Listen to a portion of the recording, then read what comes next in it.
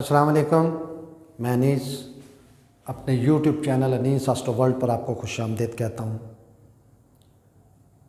Learn astrology की इस serial में अब तक मैंने बुर्ज मीज़ान तक कुंडली के जो घर हैं उसमें स्टार पोजीशन किस स्टार्स को कौन सी जगह मिली और वहाँ पे क्या रिज़ल्ट देगा बताया मैंने आपको। पिछले लेक्चर में एक बात का जिक्र करना मैं भूल गया था, वो इस लेक्चर में आपको मैं क्लियर करता हूँ। मैंने अपने पिछले लेक्चर्स में आपको स्टार्ट में जो बेसिक्स जब मैंने शुरू की थी तो उसमें आपको मैंने बताया था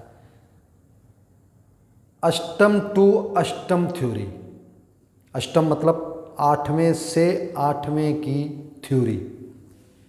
ये एक फार्मूला है वैदिक एस्ट्रोलॉजी का और बहुत मजबूत फार्मूला है और ये बहुत जगह पर ये वैलिड होता है। जब आप जायचा पढ़ना शुरू करते हैं, देखना शुरू करते हैं, उसकी गहराई में जाना शुरू करते हैं तो उसमें ये थ्योरी, ये फार्मूला उस पर अडॉप्ट होता है और उसके रिज़ल्ट हैरानकुन रिज़ल्ट होते हैं उसके।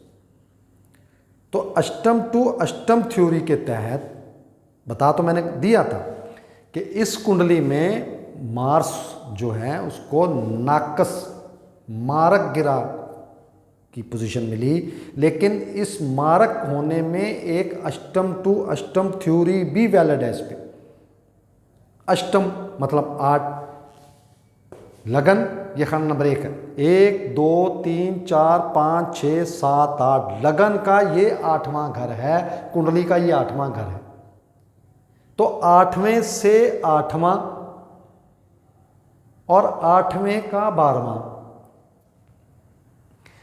इसका 8वां ये और इसका 12वां भाव भावंत, इसमें अष्टम टू अष्टम भी हो गया और भाव भावंत का फार्मूला भी इस पे वैलिड हो गया, लग गया इस पे।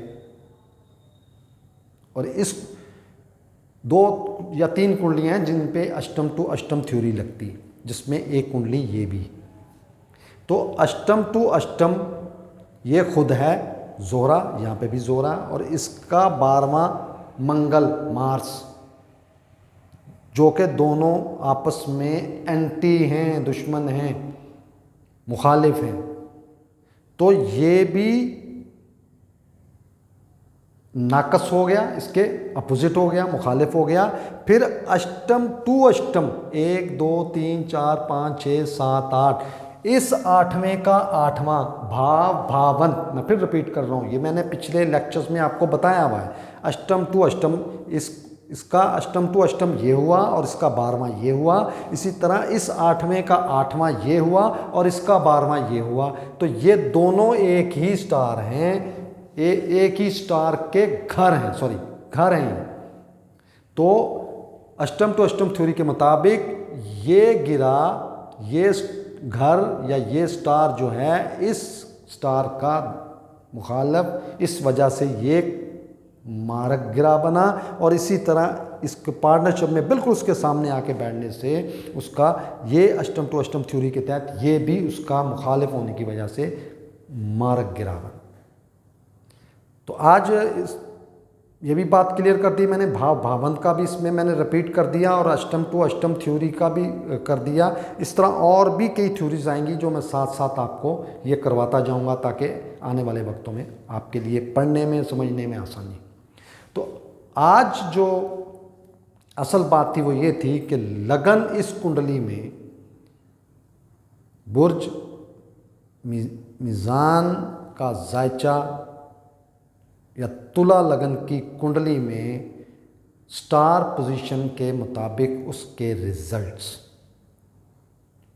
ये किसी की भी कुंडली A to Z जितने भी दुनिया में लोग मौजूद हैं, अगर वैदिक एस्ट्रोलॉजी के तहत उनका आप जायचा बनाएंगे, कुंडली बनाएंगे, तो एक आदमी की कुंडली दूसरे आदमी की कुंडली के साथ मैच नहीं करती।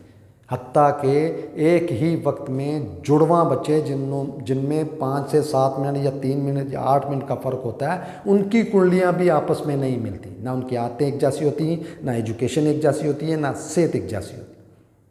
तो यहाँ पे ये भी आज मैंने क्लियर कर दिया इस लेक्चर में। तो ये इस कुंडली में सबसे मजबूत स्टार जो है इस कुंडली का, जो इस कुंडली का मालिक है, जो इस कुंडली का प्राइम मिनिस्टर है, चीफ मिनिस्टर है, गवर्नर है, जो भी इसको कह लें आप, मजबूत तरीन इस कुंडली का मालिक जोहरा, वीनस, शुक्र, अगर तो वो अपने इसी घर में मौजूद है तो बहुत बड़ा एस्ट्रोलॉजी, वैदिक एस्ट्रोलॉजी का बहुत बड़ा योग बनता है, जिसको हम पंच महापुरुष योग कहते हैं। ये बहुत बड़ा योग है वैदिक एस्ट्रोलॉजी, आउट क्लास इसके रिजल्ट देखने में मिले।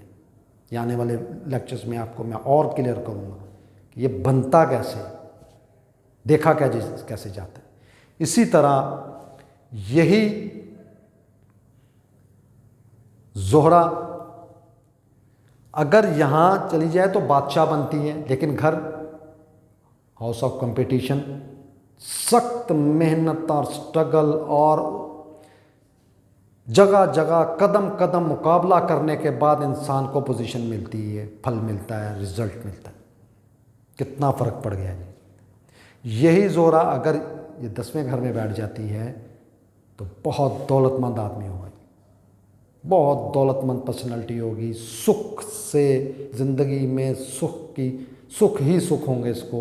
अपनी वालदा से बहुत मोहब्बत करने वाला, गाड़ियाँ रखने वाला, घरों का मालिक, ज़बरदस्त पोजीशन होल्डर पर्सनालिटी होगी। इसी तरह अगर ये शनि, मैंने आपको बताया ये आउट क्लास राज योग बना के बैठा हुआ है इस कुंडली, यही शनि उठ के केंद्र के घर में बेशक चला जाता है, ये जो 1 नंबर लिखा हुआ, बेहतरीन घरों का मालिक उठ के बेहतरीन घर में चला गया, लेकिन यहाँ पे वो इस पर्सनालिटी का हशर नशर करके रख देगा, क्योंकि यहाँ पे वो फ़कीर बनता है, नीच बनता है।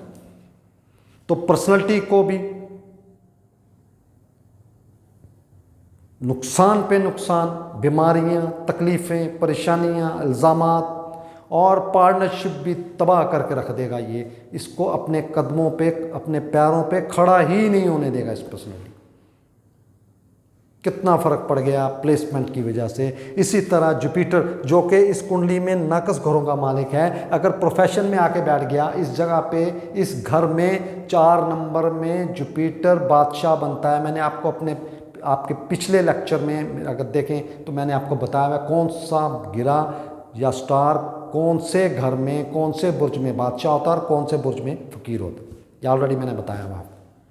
यहाँ पे ये बादशाह की पोजीशन में होगा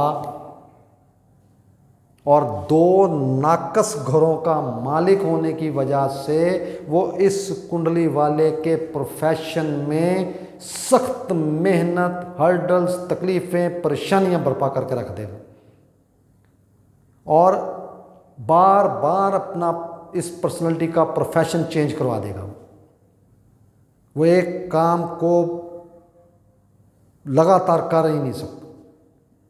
कभी कौन सा काम करेगा, आपने अक्सर देखा होगा लोगों को कि वो अभी आज कुछ काम कर रहे हैं, 2 महीने के बाद कुछ काम कर रहे हैं, 6 महीने के बाद कुछ काम कर रहे हैं, साल के बाद कुछ और काम कर रहे हैं। तो ये इस तरह के काम करता करता तकरीबन ज़िंदगी गुजार देता है बंदे।